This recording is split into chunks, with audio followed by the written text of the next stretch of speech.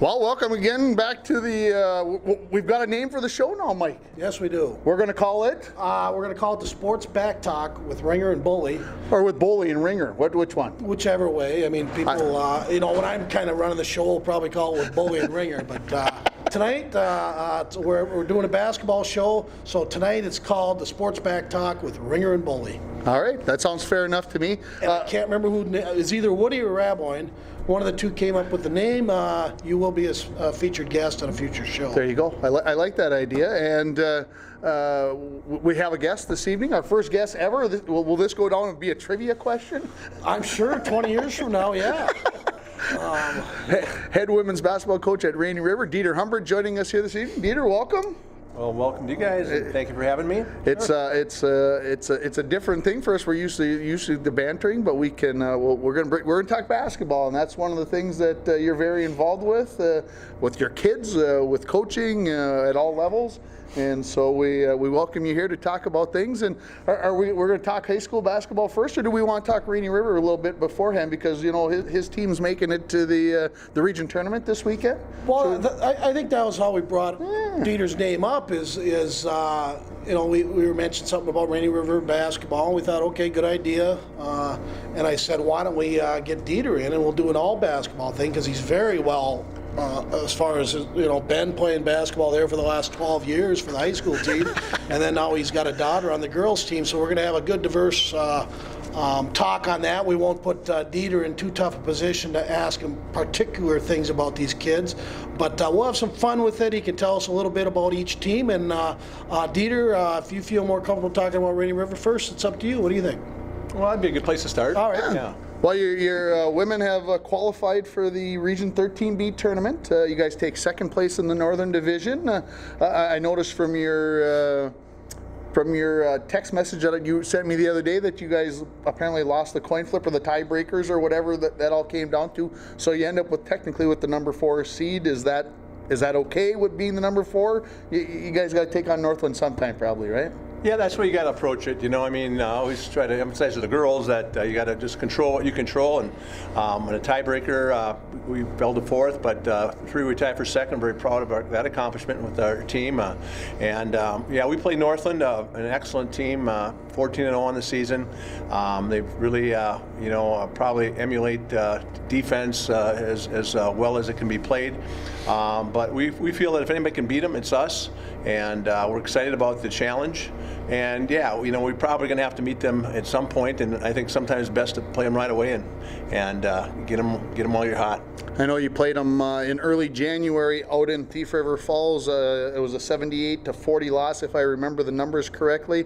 A couple weeks ago, you play them here at home, and you take away the second quarter where things kind of got away from you. You guys played right with them. Is that encouraging for your kids to be able to see that and use that as a selling point of how successful you can be on Saturday?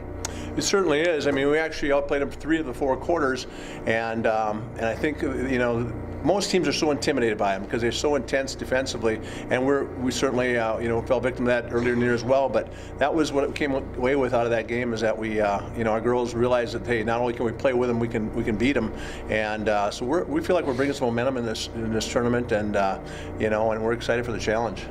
Talk about the quarters. A lot of people out there might not know that women's college basketball went back to the quarter system. Everything else that we pretty much watch, at least locally, has halves. The high school 18 minutes, the colleges has been 20. You've had a full season now of 10-minute quarters. Good, bad, no problem, no different. What's your opinion on it? Well, when you're an older coach, you don't like change, but I've kind of grown to appreciate the quarters, because what it does, it kind of breaks up the game a little bit. Second half, sometimes you had those runs that could really take take teams out of a game, or sometimes propel you to a margin that kind of defeated the competitive edge, and so I feel like that extra time out really is beneficial. Kind of let the girls regroup a little bit and refocus, and so I've kind of grown to appreciate that aspect of the game, that addition. And then another addition that we've got that I'm really excited about is the advancement of the ball to the hash mark in the front court, kind of like the NBA, and that's really developed into an exciting dimension where you can have a quick shot even on a short time. Well, and I don't want to bring up bad things, but that kind of came back to bite you against Mesabi Range here a couple Saturdays ago, where you guys had the lead, and they used it 2 or 3 times at the end of regulation and in the overtime, as there were 2 overtimes, and that really gave them an opportunity to get back into the ball game and not have to take the ball the full 94 feet, but have it 35 feet away from the basket. It definitely changed the dynamics of that game. Well, it does. It does. It makes you play to the end, and that's good. I mean, even though it worked against us that game, we're certainly optimistic it's going to work for us at some point in the near future. And but it just allows you to have to play half-court defense, and then enables the offense to have a chance. Got 3 local players playing on this team in Maddie Filipiak, Cassie Tomzak, and Brooke Millerburn. Talk about what those local players have done for this team this season. Well, they're just outstanding young ladies. They bring a real local flavor, and it's exciting to see. I mean, we have good fan support because of that, and they're just outstanding young ladies. I mean, just from a character standpoint, I'm very proud of those 3 players. But they've also certainly been a great addition athletically to our team. Cassie has just had a breakout year in terms of shooting the basketball, almost 40% from the 3-point line. Maddie is our defensive stopper. She's just been outstanding defensively. And Brooke, I've tried to get her to join us all year, but she, had some knee issues, but she did join us here the last month, and what a great addition she's been. She's just that impact player inside that we've been missing. The other 2 teams in the Region 13B tournament, Mesabi and Itasca, if I've got that correct, yes? That's correct, yeah. So they play on Saturday as well. What time do you guys play on Saturday? We're a 2 o'clock game. Northland Rainey at 2 o'clock, and then Mesabi Itasca at 4. So you got to play on Northland's home floor. Does, obviously, because they're the #1 seed, an advantage obviously to play at home. But is there something there that you can take from that first trip out there and say, girls, you played here before, you should have a little bit of a comfort zone? Yeah, I mean, it's a brightly lit gym, which is kind of similar to ours, so I like that aspect. And it's just, you got to take away all the intimidation factors and realize that, hey, you got one last chance to make a run at a championship, and you just got to lay it all on the floor, keep your focus, by the 94 by 50 dimensions of the floor, and go after it. 94 by 50, I did not know that. This is what it's all about, Mike, is learning. Oh, we got 14 field then for the regions. They go to state, I assume, from there. Let's talk about recruiting. You got the 3 local kids here. I'm just wondering, being in a community college atmosphere, I know you're out there recruiting. How do you do this?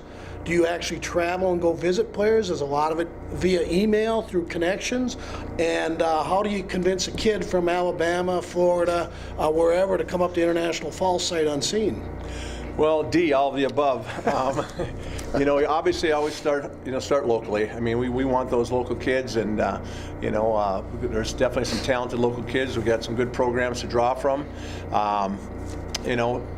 One factor that's been a little challenging is the PSEO. There's a lot of kids now that come out of high school with a fair amount of credits, not just locally, but nationally as well. And so it's getting to be, I fear, more of a, we're going to have to recruit players every year because they may have only enough credits needed to complete their AA. But when we get to 2-year players, we really appreciate that because you get a chance to really develop them more. But yeah, we start locally, and we don't have a lot of local schools, of course. International Falls have been outstanding, and Little Fork, and from there, we're the other schools that we would consider, in our service area, actually are closer to other community colleges. So I had to, kind of focus on finding players where I can. You kind of got to find your pockets, and actually one service that's really been beneficial for me is Be Recruited. It's a site where kids can go on and get their information out there and contact information, and so you can kind of scan a little bit, see what you're looking for. And a lot of kids may already be committed, but it's kind of a numbers game. You talk to enough players, and you seem to find somebody, and so we have kind of a diverse team, which is kind of neat that way too. I think a lot of people are impressed the fact that we're up in International Falls, but yet we got players from all over the country. Okay, good. You're coaching softball again coming up in the upcoming softball season? Yes, looking forward to that. Two-sport coach, what do you know about that? That doesn't happen very often, and good for you. You've been great out at the community college, and you've coached many of the teams around here, so kudos to you. Any kids play both basketball and softball? Yeah, we actually have three. Cassie Tomzak is an excellent dual sport athlete. Brooke Miller is actually a three-sport athlete, played volleyball this fall as well. And then Monica Bedoni is a three-sport athlete. She's from Washington, the state of Washington. Oh, wow. Okay. So, well, good. Anything else for community college talk? You want to move on to the boys tournament? Let's talk some boys basketball. I know they play tomorrow night. Greenway. Coach Mason Emhoff, if some of you aren't aware, is the new Bronco coach after Derek Dowdy coached for somewhat of 7, 8 years. 7 years. So Mason Emhoff's the new Bronco coach, and I think he's done a tremendous job. I believe the team is 10-15 right now. He's a young coach, very young coach. 10-15. Everybody say, oh, they've been winning, 17, 18 games the last 4 or 5 years. There is no Ben Humbert this year, okay? Not saying he's the reason that they won all those games, but he was a big reason why they won a lot of games. And with him carrying the ball and being in charge of that basically point position and trying to move the ball up the front court, I don't know, has there been a transition Mason Emhoff's had to make to find a ball handler to get things going in the Bronco offense, or am I completely off? I think it took a while. I think it took a while to find somebody to replace, to get that comfort level, out of the starters on this year's team. Clay Tomzak probably had the most minutes underneath his belt for this team. Others had contributed in roles in the off the bench type of players. So I think it took a while. The schedule was very beefed up over the past few years. You add a Bemidji, you've got Cloquet, you've got some of these other schools that are on the schedule that have made it very difficult, and when the season started, I think a lot of people would have said 10-15, not good enough. But I think looking at some of the games that they played, have they let a couple slip away? Yep. Have they taken a couple away from teams? I think so. And you've had a chance to watch maybe not as much boys basketball as you have in the past, Dieter. But what do you think of this year's team? Well, I think they're doing a good job. It is a tough transition, and the schedule is tough. I mean, you've got the Crosby Irontons, obviously the Bemidji and 4A school, and so I think these kids are doing a good job, and I think Mason's doing a great job. Trying to bring these guys together and establish his foundation. It's going to be a transition, and anything good is, and so I think they're working hard together. I think they're kind of the excitement of it is they all kind of realize that they each need to contribute, and sometimes when you have a player that carries you a little bit more, sometimes players don't realize that they need to step up as well, and certainly Ben did his part, but he had a great complement of players over the last few years, and they had an excellent run, a couple conference championships there, and so it's a strong program, and I think it's just going to continue to get better. Let's talk a little bit about the bracket that we have in front of us. We'll start with the Falls and Greenway. That is the 3-6 game out of subsection 2. What we'll call the North subsection is kind of how we go. A team that the Falls beat earlier this year, and it wasn't maybe as convincing as it's been in the past year, because Greenway has some kids, and is just like their hockey program, their basketball program is on the rise. Yeah, it is. They've struggled a little bit in the past in that area, but they've got athletes, and their youth program has been building, and so it's going to be competitive, and so you just got to work hard and respect all, fear none. It's kind of my philosophy, but.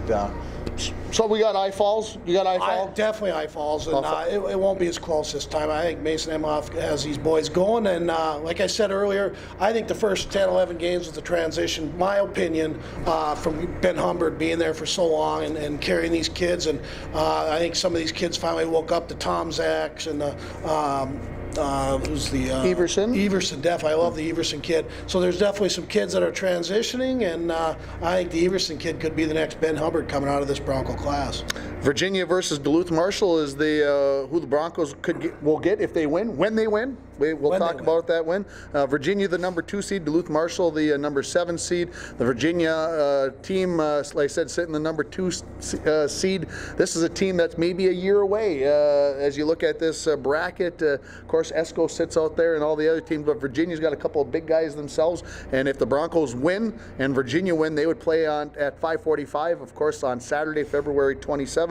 Right after the fishing derby. We'll have a full day that day of activities. And did you get a chance to watch Virginia play this year, Dieter? I did not. No, Okay. I've got a few games to follow with my own teams and my daughter, and then of course Blaine's as well. So I didn't see him, but I'm familiar with them, and certainly Yuso Sean is or not Sean, but his boy Ethan. Is a very talented player, and then I believe Kennedy, another impact post player, and so I think they got some young talent that's going to be tough to contend with these next couple of years, but. Playoffs are playoffs, and anybody can win, and I like our chances. Broncos, a couple of just lower double-digit losses to Virginia during the season. I think one by 13, the other one by 14 or 15 points. So it definitely is a possibility there. One thing about Virginia, they did a really nice tribute down in Virginia for Jack Markowski and the Jack Strong thing. And I wish I would have wrote the guy's name down. I'm sure Dieter maybe knows who he is, but he's basically had kids in the program at the same time. Jay had his 2 boys going through, and they raised over $2,000 at a local high school game for the Jack Strong organization to help out with some of the costs they're having to pay for Jack's cancer treatment. Yes. It's tough for me to talk about sometimes. Your kids, and I-Falls, I'll give Virginia a lot of credit. I-Falls in an upset here, though. I-Falls comes out of that one and plays the following time. In the bottom part of that bracket, Pequot Lakes versus Hinckley Finlayson, a couple teams that we probably don't know a whole lot about. We did see Hinckley Finlayson. The Broncos lost to them by 21 points. Their 4th game in 5 days, so I'm going to kind of throw that game out the door. But Pequot Lakes is the 4 seed, Hinckley Finlayson the 5 seed. Right below that, ESCO, the number 1 seed. I think about 3 in the QRF in the state, of course, have the 7-2 player, the sophomore 7-2 player, so that makes a big effect on things. Jackson Turner, their starting point guard, returned the other day off of a hyperextended elbow. We'll see how that affects his play coming down the stretch. They get number 8, Moose Lake Willow River. Should be no doubt about it. ESCO's going to win there. Moving up to the top of the bracket, again, a couple more teams from the south that you probably don't know a whole lot about. Barnum and Pillager, the 3-6 game. Crosby Ironton, a team that came up here and defeated our Broncos by mid-20s in January. They take on number 7 seed Aiken. Masabi East, Evelyn Gilbert, 2 teams that co-op for football, co-op for hockey. These kids are very familiar with each other. Should be a pretty great battle there. And then Proctor, the number 1 seed out of the south, gets number 8 Two Harbors. And I don't see any upsets there. Give all the top seeds, in my mind, the upset. And so kind of going into Saturday, I see Barnum, CI, Masabi East, Proctor, I-Falls, Virginia, Pequot Lakes, ESCO. Out of there, I'm going with the top 4 seeds. I just don't see anybody being able to take down an ESCO. You got the Falls in an upset over Virginia, Proctor, the number 1 seed, and CI, and I love CI. They've got a young team. They may be a year away as well. Just 1 senior on that team and a bunch of kids there. So I kind of see a CI ESCO final, and again, ESCO, the 3-time defending section champions, state champion a couple years ago, made it down to the state tournament there a couple years ago, pardon me, and so they've done a great job, and they've got another quality team. Sure. Tough to go against somebody 7-2 and make a big difference. He's a game changer. Well, he is. I mean, you always your goal when you establish your team is a point and a post. They've got them both, and probably two, obviously the best of both positions. So, and then they have nice complementary players as well. But he's getting D1 looks already, and and legitimately so. He's the real deal, and so yeah, they're going to be. It's going to be tough for anybody to contend with them this year, and. This year they'll lose Jackson, who's an amazing point guard, so things will be a little different, but anytime you can build around a 7-footer, you got a nice place to start. Pick anybody but ESCO out of that bracket? You know, I can't see it. I can't see it. They're, you know, they like I say, they're strong both inside, outside. They've got complementary players. You know, Dave Galovich, one of the remarkable coaches. You know, if anybody could pull off a game plan to get it done, it's him. He's got. I've used some of his stuff. He's a you know, very knowledgeable basketball coach and has had a great tradition there. But I just don't see that they've got the players to contend with them. You agree, Esco? Esco, I like your take on Crosby Ironton. You introduced me to their coaches earlier in the year at the Bronco Arena. They were over at the arena here checking on a hockey game, and they were, boy, they sure seemed like nice guys and real well spoken, and enjoyed talking to them. One thing though, with the Falls beating Virginia, which I'm calling it, it's going to happen. Mason Emhoff's going to make his first semifinal position in there, and you know, Mason has some good bloodlines there. You know, Mike Emhoff is his dad, of course, from Little Fork, a very good basketball, softball player, and is the current softball coach there in Little Fork, and of course married Nancy Mason Emhoff, which is Bill and Bob's sister. So again, some good bloodlines there. Mason has a good family to grow up in, and he understands winning. He also understands losing, but I think Mason Emhoff's done a great job, and I just wanted to make another mention of that.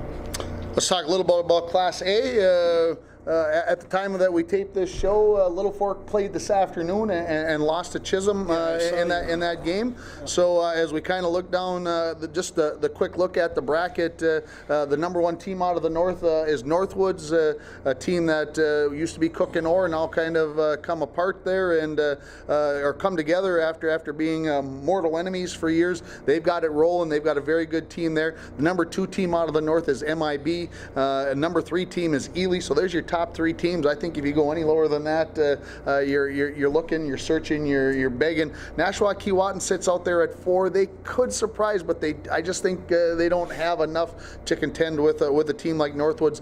Out of the south, you've got Southridge, the #1 seed, Floodwood, the #2, and the #3 seed is going to be Silver Bay. And again, Southridge has given Northwoods one of their losses this year. They played twice. Northwoods got the best of them the first time, and then I think Southridge took advantage of Northwoods, who thought they could just walk out on the floor and they were going to win, and gave Northwoods one of their 2 losses. But I've been saying it since I watched them at Christmas. Nobody touches Northwoods. Nobody gets close to Northwoods. Is there a possibility for an upset? Absolutely. But I think in Class A boys basketball, Northwoods is the team to beat. Anything to add to that, Dieter? Well, I thought coming into the season, Deer River would be the team to beat. You know, they dropped down a class, and they had the point and post as well. And they, you know, obviously they you know, took care of us last year in the playoffs. It was a hard ending. Kind of had our number a little bit, but you know, they've had some difficulties. They had you know, one of the key players had an ACL tear. Another player quit earlier in the season. They had a death. One of the players got it shot. So really some hardships there, and so I don't think they're really the contender that they certainly would have been if they would have been able to keep that team intact. But yeah, I would definitely have to concur that the Northwoods is a team that they're deep. You know, they've got actually 2 lines basically. It's almost like hockey. They, you know, they kind of have their big line, and then they got their fast line, and then they added a great coach to the staff, you know, and Jerry Shaboti there. I think a lot of people overlook that. I've been trying to tell everybody that, and they're like, "Whoa, no, when he was at Big Fork, they were a perennial power, and you bring somebody in like that, that's a big deal." Well, it is. I can speak to experience there. I added, you know, Stu Norquist. I've been blessed with Dave Van Bergen's done a great job with us for, you know, 13 years. But you know, this is my first full year with Stuart, and you know, it's just amazing the knowledge that he has and the dedication and commitment that he brings to the game. And it's just he knows other teams better than they know themselves. You know, he watches so much tape and has great insights. And it's just fun to be able to strategize with you know, a coach that's got the kind of experience and passion that he does. So Yeah, I mean, Shaboti, I even heard that name before. That's kind of cool. Northwoods, in case like me, you know, I have to, where's Northwoods, East Range, West Range, Mesabi, you know. Just so we all know, Northwoods is a combination of Cook and Orr combined, and right now, definitely a power in Section 7A basketball. Going back to Little Fork, who did have their season end today. I know they had a couple seniors you mentioned on Twitter, and what were those names again? Zach Morin and Darian Erickson, both big parts of of this season. I know a couple of games that I had a chance to watch. Little Fork, Zach Morin was a 3-point threat, and teams had to be aware of him, and he definitely made at times made that team tick. And they lose Darian and Zach Morin, but Peter Franz and some of these other young guys, Tate Promisberger among others, and I don't want to mention too many and forget somebody, and I know I am, but this is a team that with a new coach again, just like we talked about with the Broncos with Dave Westerman, I think again has better days ahead of us. It's something that we can look forward to, and again we thank those guys for what they've been able to bring to the team. Sure. So now we're going to girls. Are we talking real brief? I got a couple questions. Sure, go. We went from 2 seniors, the Anderson girl and the Flipyak, who Flipyak's playing with you now. Last year were the only seniors, and they were enveloped around a bunch of freshmen. Now you got a couple other seniors: Anderson, Tegan Anderson, that's what I mentioned, Anderson, and Flip and Tom Zach. And I'm missing somebody else. Zach, I'm Help sorry. me out. I'm missing one more, and I'm going to get in trouble. Well, see, that's why I usually don't go there, but I did. Yeah, they had four. They had 4 seniors. Shelby. Shelby Wolden. Thank you very much. So I guess my question then would be, I understand there wasn't any juniors or sophomores, and if that's not the case, so be it. But they had all these freshmen and a bunch of really nice quality freshmen. How has that group improved, moved on from the 4 seniors leaving, and have they had some leadership brought up out of those young freshmen from last year who are now sophomores?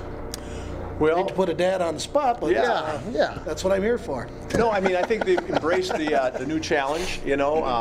I still see kind of a lack of leadership. I think they're still kind of searching for that identity, and some of these players need to step up and really say, hey, we can do this. This is our team.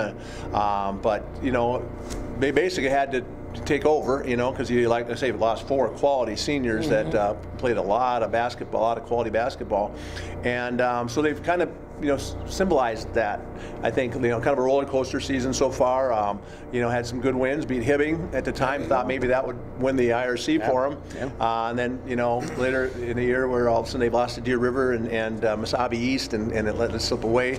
That was kind of disappointing. But then they're building momentum, though. I mean, I think you definitely see some improvements, and certainly in the press break and ball handling, and those are the areas I think they really need to grow in. If they can establish the same thing, kind of the nemesis we seem to have in our basketball programs, is that point guard leadership, and so they need to continue to cultivate that and develop that. But if they can, bring that to the table, they shoot the ball very well. They're athletic. As when they were growing up, they took second in the state several times in the pace setters. So they've had success. They know how to win, and I think they're just starting to come together. And I think they're a team that the next 3 years definitely should be in consideration for getting to this year. I think the semifinals is realistic, and the next 2 years, I think the finals is not out of reach. Absolutely, I agree with you, and I think you're right. And it's kind of interesting. You talk about these girls, this group of sophomores with your daughter and Emma and Jenna Sullivan and the others. You talk about them getting second place in the state, and it seemed like once they had to be with those seniors, they maybe lost some of that mojo. I don't know, is that maybe the right word? The mojo that they kind of lost, and it seemed like they've had to search to find it. They found it in some games, and other games it isn't. But I think it's something that I think you're right. In the next 2 years, the sky's the limit. I think so. I really do. I mean, they've got it. Grace and Libby. I mean, two freshmen now. This year's freshmen that really have come on strong. Grace Gilbert and Libby Miggins. Have been just a great asset to them, and so they're starting to kind of, like I say, gain that identity, and I just ran to Bianca Carlson, recently, and she says she's coming back next year, so she'll be another athletic forward that could really, give them even more depth. But if they can stay healthy and continue to grow and work hard, the sky really is the limit for them. Good, and sometimes, leadership is not something a coach can just give one of the players. It's Right. something that's within that player, and they'll find that one leader, and I'm sure there already is one, and that person's going to come out. And it's tough when you've got a group of 5 sophomores that are all on the floor together, and one doesn't want to try to take over the other 4. So again, that's a tough situation that Gilbert and Boyle and the rest of that coaching staff has to figure out. And I've heard nothing but great things about